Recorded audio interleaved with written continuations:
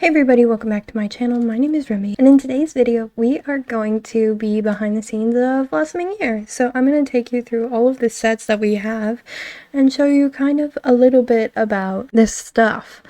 So Blossoming Year is the series that I did on my channel over the last year. Can you believe that? It's been a year since we started this. So I'm going to try to explain every set. I'm not going to do anything crazy. I'm not going to explain any characters, but every set we used, I'm going to try to go through. If I miss something and you want to see it in another video, let me know in the comments below. Be sure to give this video a like, hit the subscribe button, and I hope you enjoy. Okay, so our first little thing here is this set, which is probably the most annoying set to be on, which is the school, because of this fixture right here. So nothing will light this room. I mean nothing, literally nothing. I have tried to light this room in so many different ways to get these locker scenes. So sometimes if in an episode you would see these up here, that's what it is. Nothing would make the characters look well, and yeah, so we would normally switch between these two areas for the lockers, and that's really it. So we never ever went in between this stuff here. So we only ever really used the downstairs for Miss Walson's classroom, which is right here. We'll go into Miss Walson's classroom. This one was the first classroom we ever did. That's why it's so bland and boring and there's no real life into it, because it was the first we did and we never really thought we'd use it. Out there is the courtyard, super cool, super swag, super epic. And then over here is one of the other classrooms. This one is where I think we filmed episode 12. I don't remember the exact episodes, but this was their holiday episode, so that is why there is all this holiday decoration here, because we were trying to make it look like the holidays, yet everything else in the school is not decorated that way. And so then we go over here to film club. Some of these clubs are completely blocked off into a black room, and others are completely built out, because at some point we were hoping and praying that we would get to other stuff, but we ended up never actually doing it, because Blossoming Year was a god-awful production, just because we were dealing with so much at a time. So this is the film club room. These lights are super cool. You can turn them off. Oh, and break them apparently. You can turn them on, turn them off. I'll fix that later. And then we have each individual desk and little curtains to block out the light. And then these were supposed to be chalkboards, and then we have little inside jokes, because the same group that ran Yazro Studios helps me run my studios, which is Delirious, and The Price of Blood is a roleplay we planned to do. We finished doing it, and then a bunch of problems came up, but we didn't end up putting it out on the Yazro's channel. So it might be on my channel in the next year, maybe 2.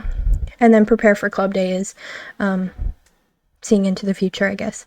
And then these are the birthdays of all the builders. So yeah, 3 people helped build this. And then that's really it. Again, I'll fix that later. And then if you go around that corridor, you go outside to the soccer field, which I think we only used in episode 5. Again, something we wanted to use more of, but we just ended up not having a reason to, so we didn't. Ooh, she is lagging so bad. Why? You never lag this bad. Okay, and then we have another classroom. This one was probably one of my favorites to do, because I liked actually having a color rather than, you know, a bland white wall. And again, these lighting things, yeah, they're just for lighting. Nothing intense or crazy there. And yeah, that's a math problem that's probably really easy. Well, it's not probably really easy. It is really easy if you know how to do math. Algebra specifically. And then this is another classroom. Again, we use these very loosely. There was no real like structure to using those. And that's really all you need from the school. So then let me take you around to the other houses, and I'll see you in a sec. Okay, so let's start with Alisha and Ku's house. So if you didn't know, Alisha and Ku are brother and sister. So this is their little house. There wasn't much I did to it. I just added some deco craft to the furniture. This is Ku's room, nothing crazy. And then, because we never went inside there, so I didn't really care. And then this was Alicia's room. It used to look bigger, and there used to be more into it, but then we ended up scrapping the bedroom idea. So. Okay, so then, this is the street where all the characters basically live. Of course, not every house was used, but in order, it goes Amelia, Lewis, Tyler, Darcy, Mika, Grace. So that's why these people are so close. They're apparently the only people that live in town, per the neighborhood. So Amelia was supposed to have a more influential role in the roleplay, but after some writing stuff and some issues that we couldn't seem to figure out in the script, we ended up not doing it, which is why it looks so strange. Like, there looks like we were preparing to actually be in there and build in there. We were supposed to build out Tyler and Amelia's relationship. I just ended up not doing that. And then we used Lewis's porch in the series, but we never actually went inside. So yeah, it wasn't truly decorated, so yeah. And then this is Tyler's house, which we were supposed to go inside to, but we actually never ended up going inside. So yeah, most of these had the intention of going inside, but just never did. So yeah, that's Tyler's room. And then Tyler's house is obviously very empty because, again, we didn't go outside. And then Darcy's is probably the most used set out of the entire cast. You know, I think we used every room in her house minus her brother's room, technically. So yeah, which has nothing in it, so nothing crazy. Then this is Darcy's room, which you see from the ending. Oh, there's Darcy over there. We'll just ignore that. I forgot to clean up after the last scene.